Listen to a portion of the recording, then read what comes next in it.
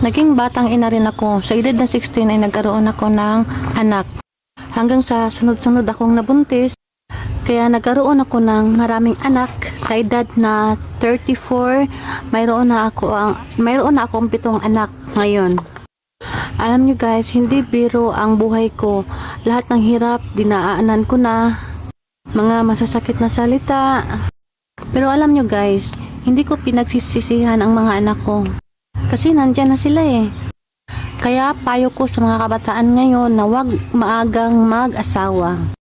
Dahil hindi biro ang buhay may asawa. Hindi na kayo naglalaro. Kailangan nyo nang magtrabaho para mabuhay. Kailangan nyo magsakripisyo para sa mga anak nyo. Dapat kung mag-aasawa kayo, siguraduhin nyo na may trabaho na kayo, nakapagtapos kayo ng trabaho para hindi nyo maranasan yung hirap, mga sakit na salita. Kaya dapat iisipin muna ang future nyo bago nyo pasukin ang pag-aasawa. Buti na lang sana kung makapag-asawa kayo ng mayaman. Pero iba pa rin yung may pinag-aaralan ka. Yung may sarili kang kita. Kasi hindi ka takot gumastos kapag may gusto kang bibilhin. Kasi nga may sarili kang pera, may sarili kang kita.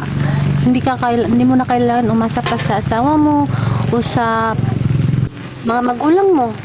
Kaya unahin mo na ang pag-aaral, maghanap ng trabaho bago pumasok sa pag-aasawa.